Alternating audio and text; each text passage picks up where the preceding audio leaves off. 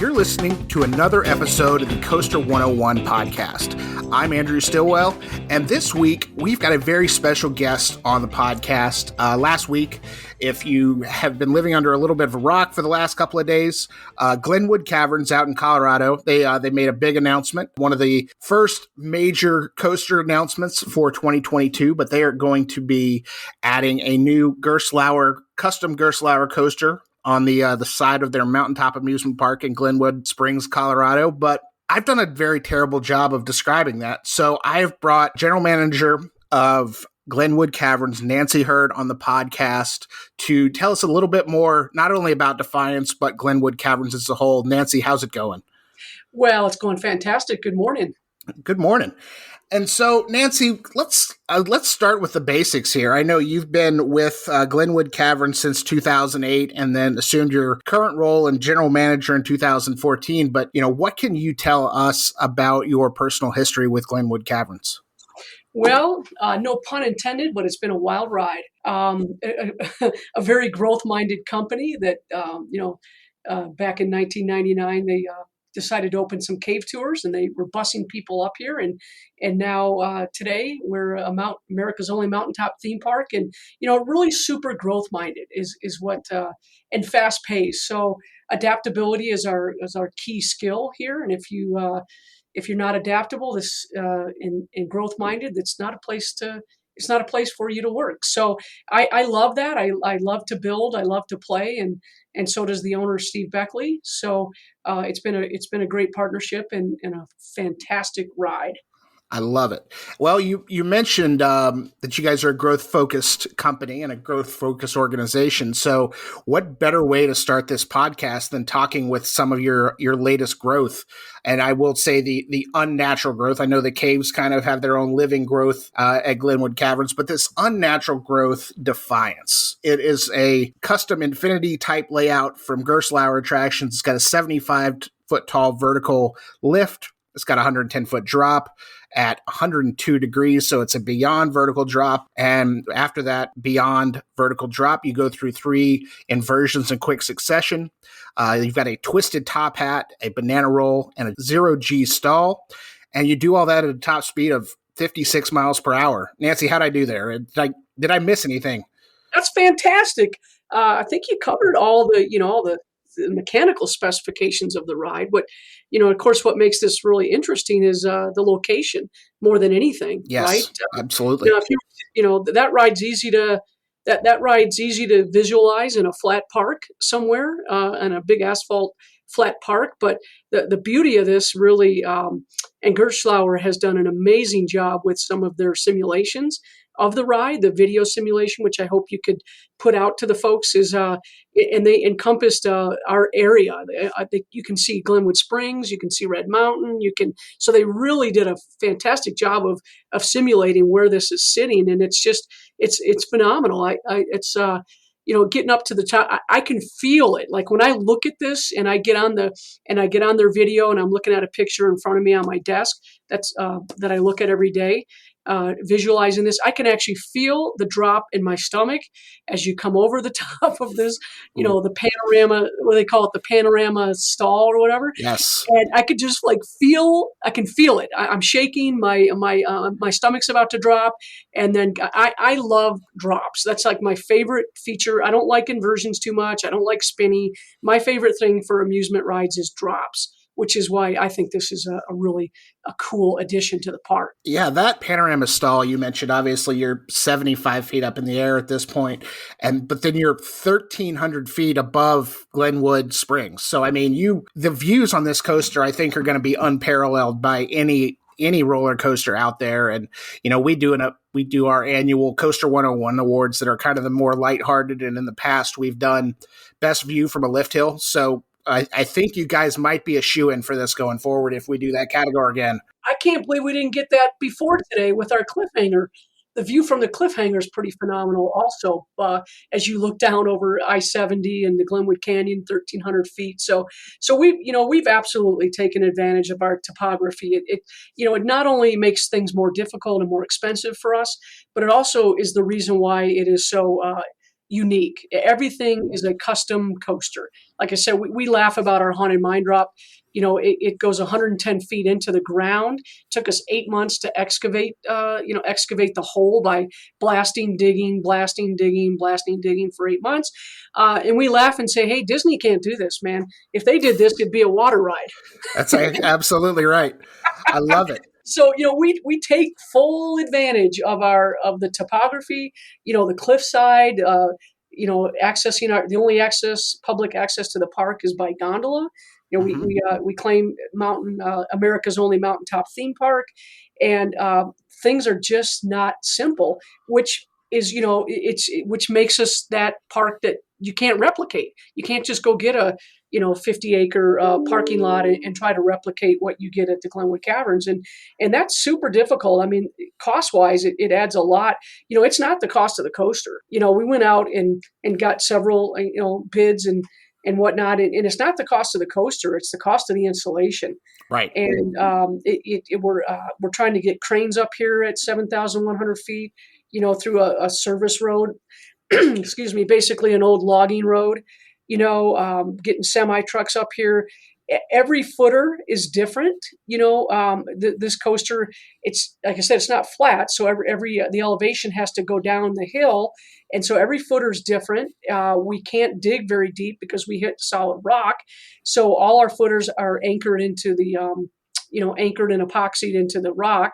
And then you build your cage, your cement footer cage around that. So foundation. So it's complicated. And like I said, most of the cost is in installation, which takes away our ability to really do a whole lot of theming, because the installation costs are just astronomical. Right, but you've got your theming as the mountain itself, so you've got a built-in theme there for sure. Yeah, we have a pretty good theme. I mean, I tell people my office doesn't have any windows, but the view sure is nice. I love it. So obviously you mentioned the Haunted Mine Drop, and that was the kind of the last big thrill attraction that was installed at Glenwood Caverns in 2017. Was it kind of after that opened when you guys kind of got back to the drawing board and said, okay, our next big project is going to be a coaster, or how long has Defiance been in the works? Well, Defiance has been in the works since fall of 2020. And, unfortunately, to stay in this business, it's very capital intensive, right? To stay, you got to keep coming out with something. You got to keep things fresh. Unfortunately, it's the game that we have to play. But what we were really looking for was something with some throughput. And a lot of our rides unique, but very little throughput. So this really came out of the need for throughput. And essentially something, like a coaster that could put a lot of people through. So we started this in fall of 2020. Not a great time, as you recall, a global pandemic was going on. So not really thinking we would have the funding. Like I said, this was a bit of a stretch. Things usually are a bit of a stretch when we do something of this magnitude. But we're trying to build for the 10-year and trying to build enough capacity. We really don't want people waiting in lines. And so we really wanted, this came out of the need for throughput. And Steve Beckley rode the Eurofighter in Mall of America from Gerstlauer. Yep. And that's really what put us on to Gerstlauer. And again, being a top name in the industry, not really thinking we would be able to afford this.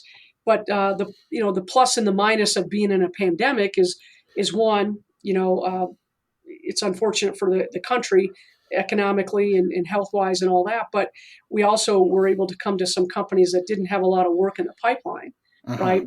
And fortunately, we were able to spend some money during this time, even in an economic downturn. So those two things worked in our favor. And we were able to, sign up with them, and they met a very tight timeline. I think an 8 or 9 month timeline. And if we don't open something in the spring, we might as well wait another year, right? So exactly. So they met a very aggressive timeline, And we were able to work with them on this, and that's kind of how this thing came about. I got it. I love it.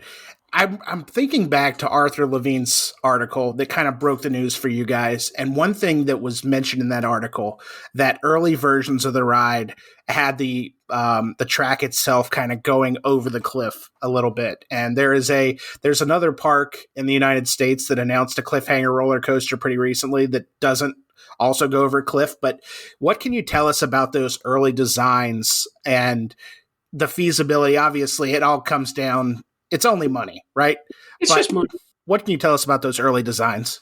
Well, we love to dream, right? So we start with the ownership and the leadership team and the ops team, and we pull out some topographical maps and, where are we going to put this? What's it going to look like? And we start drawing, and we start walking the park. And of course, we wanted to take advantage of our cliff. We still have some more room on this cliff that drops 1,300 feet to the Colorado River.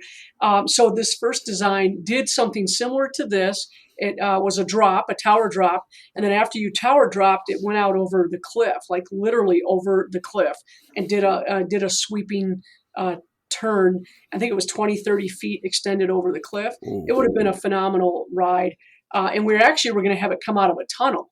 So go up over the tower drop into a tunnel, and as you came out of the tunnel, it was going to go over the cliff, and then we were going to have a facade where the track looked like it continued going straight, and then all of a sudden you would make a hard right and swing back in onto the land. So we all got pretty excited about that ride, and then when we started looking at the installation, again, getting access, crane access and equipment access out to that terrain that took you over the cliff, we realized it was just it was cost prohibitive. So that's when we had to sort of back up and do something with a smaller footprint that was a more compact footprint, I should say, and accessibility for installation equipment. Otherwise, we'd have to build a road, right? And then now you're scarring the land, and we're up above Glenwood Springs. From town, you can see us. And so we don't want to do anything that's going to take away from the view or scar the land. So we would have had to have built an access road to do this. And we didn't want to do that. Gotcha. Well, you did mention that a little bit, the construction challenges. And obviously, if you go on the Glenwood Caverns website right now, you can see that one route to get to the park is currently inaccessible due to a mudslide. So what can you tell us about these, construction challenges? Obviously, Colorado winters are not notoriously warm. Yeah. But Gerstlauer and the park, they announced kind of like an early spring construction timeline. But what about the construction challenges not necessarily make you nervous, but what's something the average person would be not necessarily thinking about when thinking about the construction of Defiance? Well, first of all, the access road. And typically I would have said just, the logging road, the BLM road that gets up here. But now, as you brought up, I-70 is also closed right now for an indefinite length of time coming from Denver, which is where a lot of our materials would likely come from. Mm-hmm. So I-70 is closed. So that's a new twist after last year's fires and now mudslides and rock slides. So that's a challenge. But prior to that, I would have said, just the access road. It's 3 miles up a dirt logging road. We've spent a fair amount of money on, grading the road and widening it in places. But we've had some, let's just say, situations where some trucks didn't necessarily, had some difficulty getting up that road. Hairpin turns, one truck actually was trying to come around a hairpin turn and got his back wheels off the road. So nobody got hurt. No one's ever been injured. However, we've had some close calls. And so we had to go down there, and he actually had to tighten up his wheelbase. I guess there's the ability for trucks to tighten up their wheelbases on these long. So they actually had to, rig a come along and stabilize him first, and then he had to shorten up his wheelbase. I remember one time, so we don't typically tell truckers. We give them our address, which is the address at the base. And so then we go down there and say, hey, listen, okay, so come with me. This isn't actually the drop-off point because we don't have a physical address at the park, right? Mm-hmm. It's 3 miles above town. So we have them meet us at what we call the base of the gondola, which is the public access to the park. And we say, okay, go ahead and follow us. We're going to go up this road. And they're like, well, where are we going? Well, we got to go up this road. The drop-off point's up here. And we just have them follow us. Well, at that point, they can't turn around, right? They can't turn around after. It's kind of like it's too late to turn around. Mm-hmm. And that's how we've had, I hate to say this, but that's how we've had to sort of trick some shipping companies to be willing to go up. Well, I shouldn't say willing, trick them into going up the road. Now, at the top of the road, prior to the park, there is a BLM lot where you can do a full turnaround. But then the carriers and the semis come into the park. There's not enough room to turn them around. So we have to lift the bed of the truck, unhook the trailer, lift the bed of the truck with a crane, spin it 180 degrees, and then point it outward so it can go down. So. That's the things you learn and you're not thinking about. I'm mind blown. And, in my real full-time job, I've dealt with truck drivers in the past, delivering a number of things. And I'm in a relatively flat area of North Carolina, and I've known the challenges of that. So imagining this 3-mile windy hairpin turn dirt road, it's going to be fun. Fun is a good way to put it, right? We're never without fun. Never without a challenge and never without fun, which makes it really exciting, satisfying and exciting. Yes. And so you mentioned, obviously, you love drops more than any other element on the coaster. But once Defiance is open, what are you personally most excited for? I'm assuming you've taken your first ride at this point. All the I's have been dotted and the T's have been crossed, and you guys are ready to open Defiance. What are you most excited for? What am I most excited about? I'm excited about, honestly, I love to watch people get off of a ride that I think is super cool. Mm-hmm. Like sometimes I stand at the exit of the Haunted Mine Drop just to watch people exiting the ride, right? And you can't watch that ride. So there's no spectator aspect to that ride. So you stand at the exit door and watch them come running and tripling and fumbling over each other and giggling and, so I love to watch people get off rides that, that are really fun. And you see the family fun. I love to go out without my uniform on and just be a little bird and just listen to people and watch them giggle, watch them laugh. And that's really the core of this park has been, our mission is very simple. It's to make people smile. And it's really simple. It's really basic. And it's really become very easy to do, and to accomplish. And just to watch them getting off the ride. That's kind of what I visualize is families and people running off the ride, and then they run right back to get in the line again. Yes. That's what I love to do. And I didn't have this question in our early rundown, and if you're not allowed to tell me, you can tell me that. But how did you decide on the name Defiance for this roller coaster? Oh, yeah. Defiance was, it's the name of Glenwood Springs. The first name of the town was Defiance. Back in the 1800s, before I forget when they changed the name, but it was the first name of Defiance, and it's a little bit of a play on words like defy gravity, defy yourself, defy, kind of just a little bit of play on Defiance, the word, and the original name of Glenwood Springs. I love it. That's such a cool tagline. Big fan, very excited for opening. And I'm not looking for exact dates, but we're thinking spring 2022, spring, summer. It better be. Ride Entertainment and Gerstlauer promised us. So it better be spring of 2022, or else we'll be having some conversations there. So, yes, we are going to roll this out, this spring, early summer. And we've planned for some delays with the weather and ice and roads and wind and all those fun things. We've even had to plan for some operational shutdowns, in the park for the days that we do have to stage,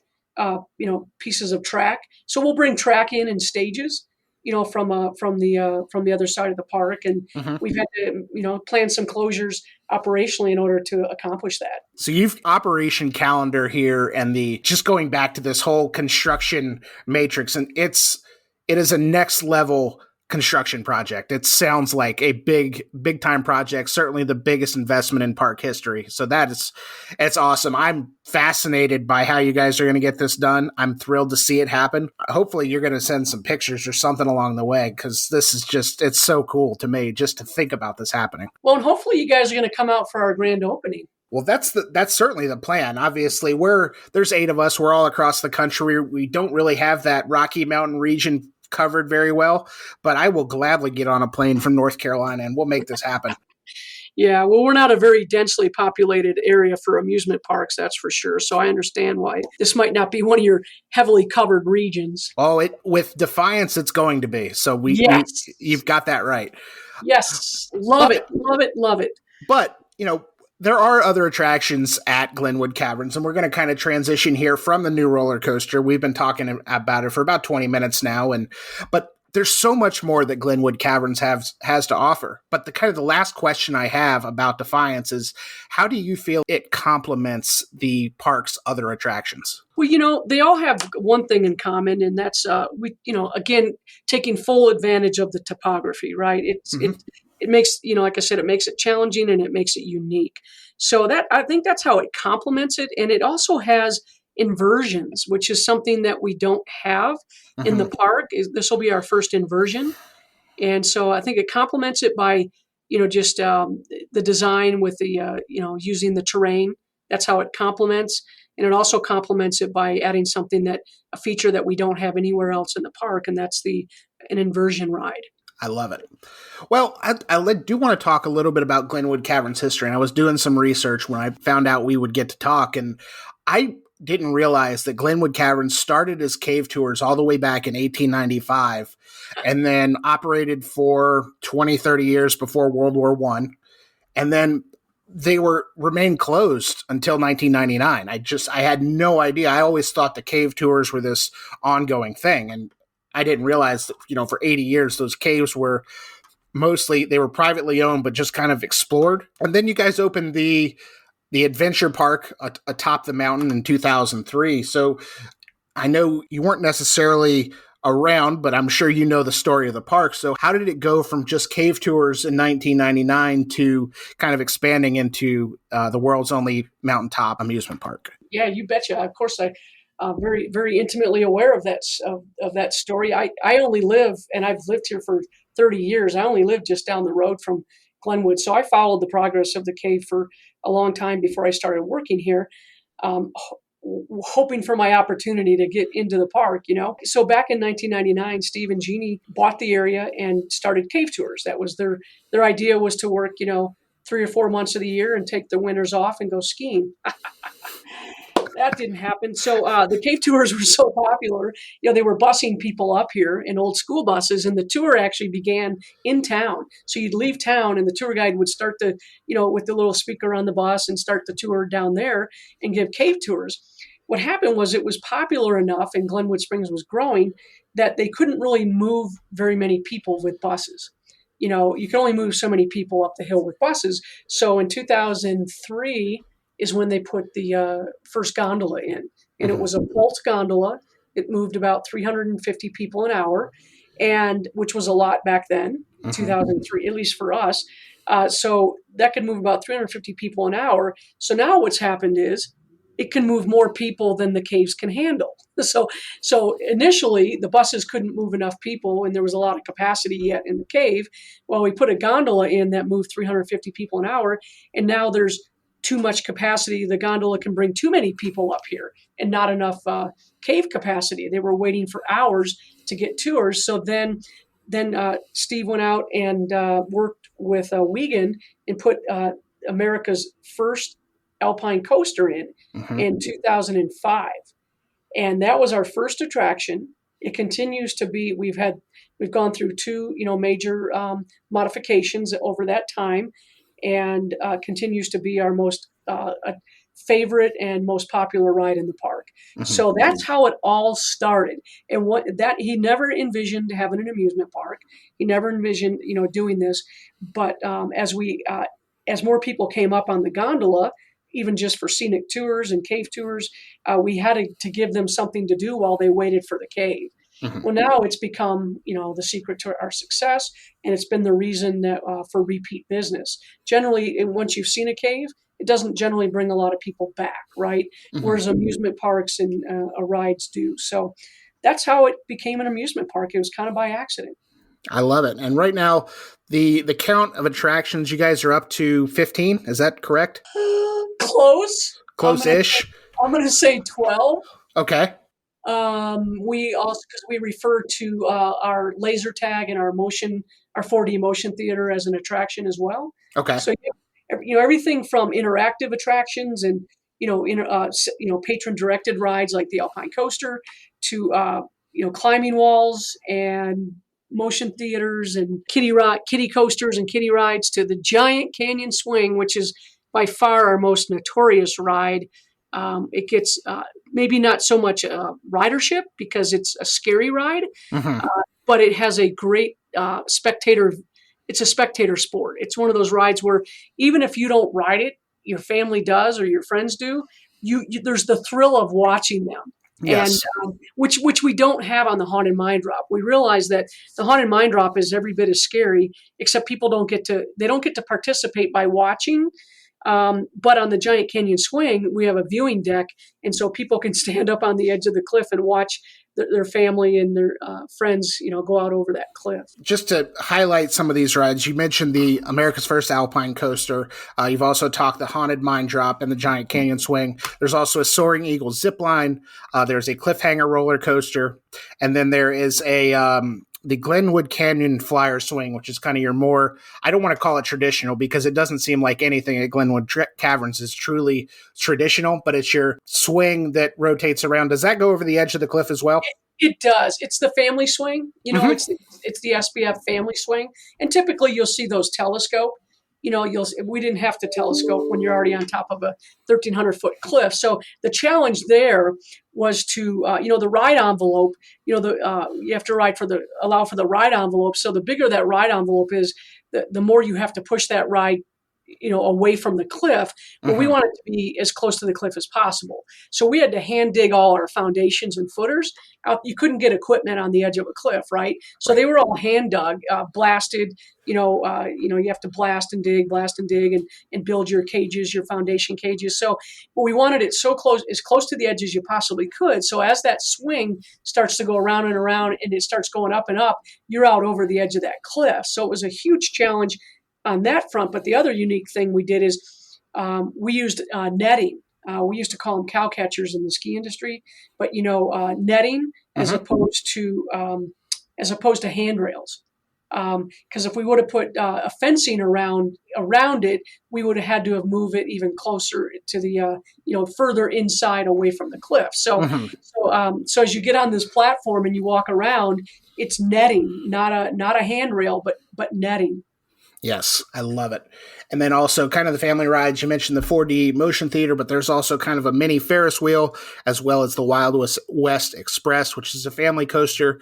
So for the coaster enthusiasts who are listening to this podcast, and hopefully you are, come 2022, there will be 4 coaster credits at Glenwood Caverns for you to experience. So if no other reason to put Glenwood Caverns on your map, which there are numerous at this point, you can get 4 coaster credits. And I know there are enthusiasts in this hobby who go to far further places for less. So we are definitely, you need to get out to Glenwood Caverns. But Nancy, what are some other hidden gems at the park? Obviously, you have the cave tours, you have all of these attractions, but what is your favorite kind of hidden gem at the park? The hidden gem's not really an attraction, but we have this thing called Helvor, and it's a troll, and it's a 14-foot tall fiberglass troll. And we're going to start putting these things throughout the park as kind of our, I don't know if you would call it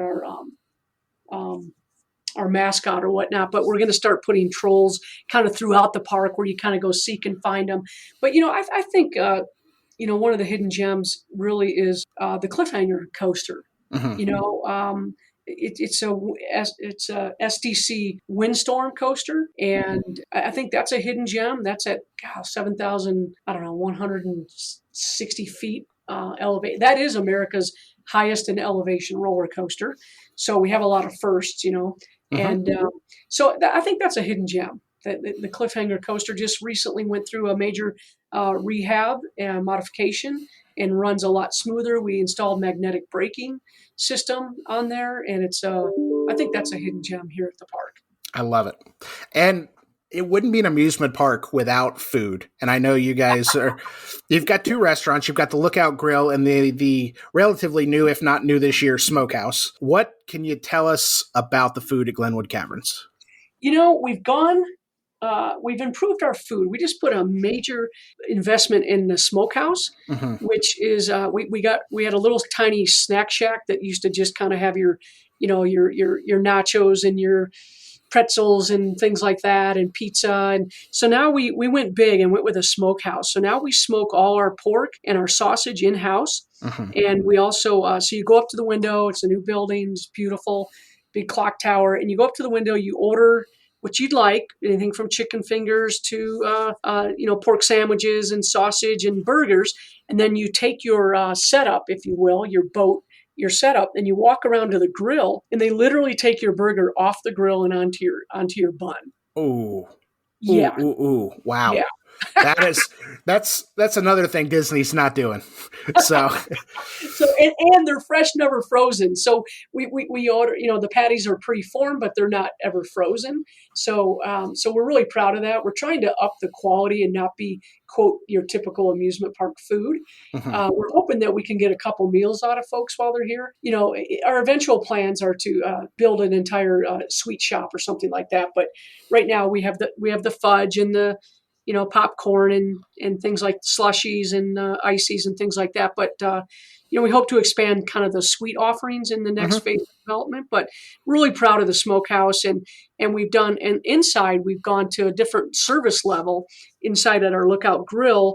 You would order from the counter, and typically we would, you take a number and we'd call you back up with a little buzzer. Well, now we actually serve the food. So you come up, you order it, you take a number, but we have servers out there now. So we've upped that a little bit. We have a double patty burger, again, fresh, never frozen. It's got a big onion ring on top with a steak knife, and trying to really up that, because that's our sit-down dining with incredible views of Glenwood Springs and the Glenwood Canyon and Mount Sopris. So trying to up the experience a little bit with our food offerings, and I think we've been successful. Yes. And again, at its core, Glenwood Caverns kind of started as cave tours.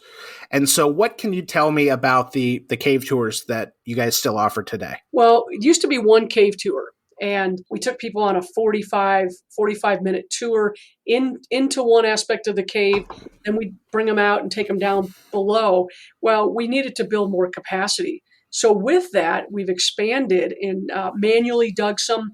Again, we like to blast and move rock around here. So we had to blast some tunnels to get to some more cave, and created a loop route as opposed to an out and back. So we've actually, in the last 5 years, added more. I shouldn't say we added cave. The cave's always been there, but we've added access to the cave. So, and now those are two distinct tours, and they're each 30 to 40 minutes now. And that's allowed us to just allow more people to see the caves and what started this whole thing. Just very similar to Silver Dollar City. A lot of people wouldn't know that they started with cave tours. Right. You did mention very earlier that kind of that 10-year plan. You're looking ahead to the next 10 years. And I'm not looking for breaking news here, but what's coming down the pipeline at Glenwood Caverns that you're allowed to tell me about, or can hint at, or give us something? Yeah, you're not looking for breaking news, but you'll take it, right? Absolutely. If you want to give it to us, we're definitely in the business of if we receive breaking news and it's allowed to be printed or talked about, we'll definitely do that. I love you guys, and I'd love to give you a little nugget. So we want to we get some feedback from our guests to be more family, things for children, the 3-year-olds to 10-year-olds. And so we're very excited about wanting to do a suspended play area for the kids, something that doesn't require a harness. We need throughput, right? We can't do the typical zip lines and ropes courses and things just because the time it takes to harness people and get them through, but we would like to do a suspended play area type thing. And It hasn't been approved yet, but it's something that we'd like to do. There's talk of, liking to do some more mountain coasters. There's talk of doing some things like haunted houses, and the ideas are limitless, and they change daily. Then we go to IAPA and we look at the next shiny object or something. But we would like to move along the lines of some more interactive things, like even in our cave, do some things that you maybe are interactive, that maybe light up certain features, and then maybe somebody wears an earpiece or a headpiece and learns a little bit more. Some people like what they hear on the cave tours. Others just want to get in and out and see it, right? So if we could do a self-directed cave tour where somebody could take their time, those that are really interested in it could take their time, push a button, and then hear, get some more in-depth knowledge of those features in the cave. So those are just a few of the ideas that we have. I love it. It's now that you're mentioning this, that you mentioned you go down to IAP and see the next shiny thing. And going back to the very beginning, you mentioned this started fall of last year when there was no IAPA. So this is even more impressive when you really think about that. So that's awesome. And then Nancy, I want to give you kind of one last platform here as kind of your final elevator pitch to our audience. And so other than Defiance, which is by all intents and purposes going to be amazing next year, why should coaster enthusiasts and their families and guests, why should they put Glenwood Caverns on their radar and make it a must-visit destination, if not for the remainder of this year, definitely for 2022? Well, first of all, when you said this is my elevator pitch, this is a long elevator. This is a tall building. Yes. A 30-minute elevator ride. But why should we put it on here on the radar? I think good old-fashioned family fun. And that might sound, just cliche, but honestly, it is what drives our ownership and our culture, and one of the reasons why they wanted to do something like this was good old-fashioned family fun and something for everyone. There's not accessing our park via gondola is absolutely unique. So even if you're not into the roller coasters and the rides or the attractions, the scenic ride alone is a reason to come here and have the option of visiting our caves. So I'd like to say something for everyone, and just putting all those elements together. We're not really an amusement park. We're not really an FEC. We're not really an adventure park. We're an eclectic mix of all those things, and it's been kind of fun. Absolutely. I love it. And forgive my ignorance here, but if people are unfamiliar with kind of the Glenwood Springs area, if they were trying to travel and had to get on an airplane somewhere, are they flying into Denver and driving? And what's the best way to get to Glenwood Springs and Glenwood Caverns? My favorite way until the canyon closed was Eagle County Airport. But we have Grand Junction, which is an hour and 15 minutes away. And that's a flat stretch of highway. People do come into Denver, which is about a 2.5-hour drive. Again, the canyon's not open at the moment. So, my favorite way is to kind of go to Grand Junction, and, kind of stay on the western side if you can. Perfect. I love it. Well, Nancy, thank you so much for the time. If you're listening to this podcast, be sure to check out Glenwood Caverns. They're glenwoodcaverns.com, and they're also at Glenwood Caverns on Twitter, Instagram, Facebook. You can find them on all the socials. That's going to do it for this week's episode of the Coaster 101 podcast. Like Glenwood Caverns, we too have a website. It's coaster101.com, so be sure to check that out. We are also on all of the social media at Coaster101. If you got any questions, comments, concerns, feedback, send us an email, podcast@coaster101.com. I have one more thing. Can I say one more thing? Absolutely. I forgot to mention our groundbreaking ceremony on August 20th, and the ACE coaster enthusiasts will be here for that groundbreaking. We actually planned it around their visit on August 20th. So if you're an ACE member, be sure to head to Glenwood Caverns August 20th, just in about little less than 2 weeks, believe it or not. Nancy, are you ready? You got 2 weeks. You got to be ready for all these coaster enthusiasts to kind of descend on the park and start taking pictures of where they think the coaster is going to go and footers and all that good stuff. I can't wait. I've heard about these guys. they're a fun group of people, and we're ready to give them some back of the house tours and some information about the latest rehab on the Cliffhanger coaster. And I'm excited for these guys, these knuckleheads, these coaster geeks. Yes, we take all of those terms very lovingly. So thank you for that. And again, thank you so much for your time. If you're listening to this podcast, be sure to like, rate, review, subscribe, do all those things that help other people find our podcast. And shout out to Justin Mabry of JA Music Design for our theme music. And we will talk to y'all again next week. See ya.